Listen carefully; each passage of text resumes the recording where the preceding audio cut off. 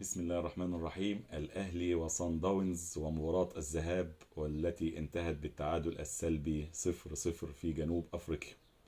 نتيجة كويسة مش وحشة بالنسبة للنادي الأهلي إن أنت تقدر تخرج من مباراة الذهاب بدون أن يدخل في مرماك أي أهداف. لكن إن شاء الله الحسم لسه في القاهرة. نتمنى إن شاء الله النادي الأهلي قادر وسط جمهوره إن هو إن شاء الله قادر إن هو يحسم ويوصل للمباراة النهائية. عاملين ملخص كده مع حضراتكم هنقوله ان شاء الله لمباراة سان داونز اللي هي انتهت بالتعادل السلبي 0-0. نقوله مع حضراتكم كده وهنقول ايضا التشكيل مع الملخص. طبعا النادي الاهلي ادى مباراة كويسة جدا، يعني من وجهة نظر انا شايف النادي الاهلي لعب مباراة تكتيكية جدا جدا، ومن احسن المباريات اللي لعبها مستر كولر بتشكيل كويس وشغل فني كتير. وانا شايف ان شاء الله ان الفتره الجايه كمان هيكون متميز اكتر مع النادي الاهلي ان شاء الله. يعني نتمنى النادي الاهلي يقدر يفرح جمهوره باللقب رقم 13. نقول لحضراتكم كده يعني التشكيل برضو لو هنقوله لحضراتكم. بدأ النادي الاهلي تشكيل مكون، هنقول الملخص الاول وهنقول برضو مع التشكيل. بسم الله الرحمن الرحيم. ملخص كده عاملينه كده، نتمنى ان شاء الله ان هو يعجب حضراتكم. بسم الله الرحمن الرحيم. مباراة الاهلي وصن داونز في جنوب افريقيا ولقاء الذهاب. عنوان المباراة: الأهلي ينجح فيما أراده من المباراة ولكن نجاح بنسبة 60%. النجاح لسه بقيته في القاهرة إن شاء الله. في ترم أول بدرجة مقبول، وينتظر الأهلي الترم الثاني للعبور وحصد اللقب والكاس رقم 13 لدوري أبطال أفريقيا. نتمنى إن شاء الله.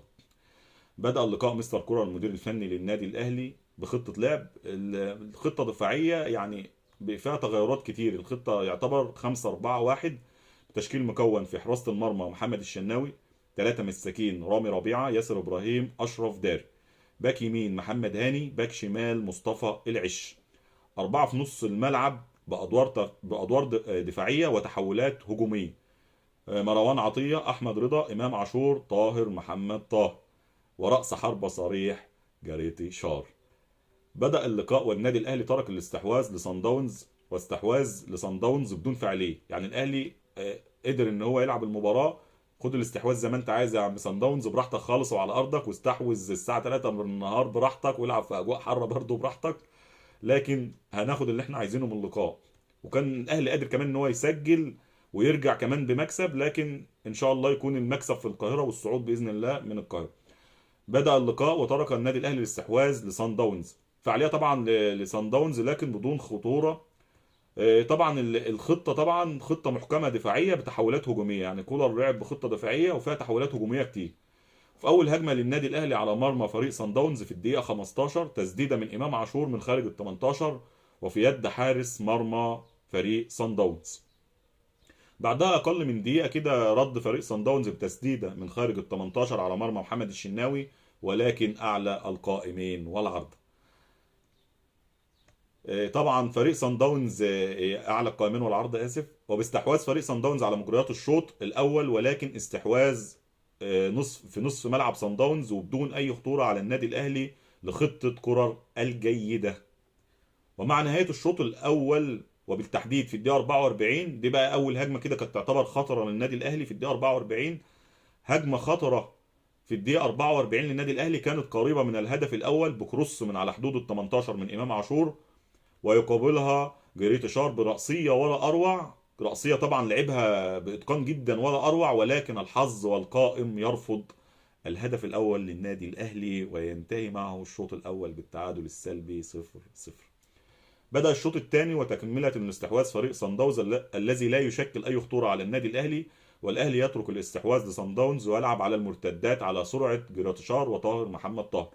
وفي الدقيقة 69 هدف أول للنادي الأهلي عن طريق جراتشار، ولكن يلغى بداعي التسلل. وفي الربع ساعة الأخيرة من أحداث اللقاء تسديدة من طاهر من خارج ال 18 وتشكل خطورة على فريق صن داونز في نصف المرمى، وتصدى لها حارس المرمى على مرتين. في الدقيقة 89 بقى تغييرات كده المستر كورال، هي تغييرات متأخرة شوية لكن ممكن لسير المباراة وان انت ممشي مجريات المباراة. انا شايف كده ان هو شايف ان المباراة ماشية بمجريات اللي هو عايزها. مش عايز ان انا ادخل فيها اهداف، قدرت ان انا اجيب هدف يبقى كويس جدا، ما دخلش فيها اهداف يبقى المباراة تمشي زي ما انا عايز. لكن في كانت لعيبة بقى بدأت تقع بدنيا. انا كنت شايف من وجهة نظري ان انت كنت ممكن تبدأ التغييرات دي بقى بدري شوية، يعني ممكن 10 دقائق او ربع ساعة في اخر ربع ساعة بدل ما كانوا هم في اخر الشوط. في الدقيقه 89 يجري مستر كولر تغييرين بنزول اشرف بن شرقي واكرم توفيق بدلا من جراتيشار واحمد رضا. ويحتسب الحكم اللقاء 7 دقائق وقت بدل ضائع من احداث الشوط الثاني. وفي الدقيقه الثانيه من الوقت بدل الضائع هجمه مغربيه خالصه وكرة طويلة من أشرف داري للأشرف الثاني بن شرقي، واستلامة من أروع من بن شرقي من أول لمسة له ويسددها بالهدف للنادي الأهلي. ولكن فرحة لم تكتمل لإلغاء الهدف بداعي التسلل، وينتهي الوقت بدل الضائع وينتهي مع اللقاء بالتعادل السلبي 0-0. نتيجة في الملعب لأحداث يعني أنا شايف إن النتيجة نتيجة كويسة. أنت قدرت إن أنت تتعادل مع فريق بمعنى كده رخم على أرضه فعلا. يعني ده برضو معلومة كده، انت اول لقاء تلعبه مع فريق سان داونز وتطلع بشباك نظيفة. يعني اللقاءات اللي انت لعبتها كلها في ارض سان داونز دخل في مرماك اهداف سواء اتعادلت او خسرت.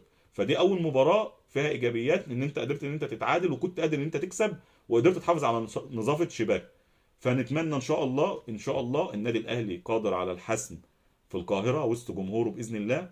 مباراة طبعا يعني لو نتكلم بقى يبقى نتكلم بشكل استفاضة اكتر طبعا في مباراة العودة باذن الله. النادي الاهلي ان شاء الله قادر وسط جمهوره ان هو يصعد ويفرح جمهوره باذن الله. نتمنى طبعا ان احنا يعني نكون ما طولناش على حضراتكم، ونتمنى طبعا يعني ان نكون ضياف خفاف دايما على حضراتكم. وشكرا لكم على الاستماع، وما احلى بداية ونهاية للكلام بالصلاة والسلام على سيد الانام سيدنا محمد صلى الله عليه وسلم. والسلام عليكم ورحمة الله وبركاته.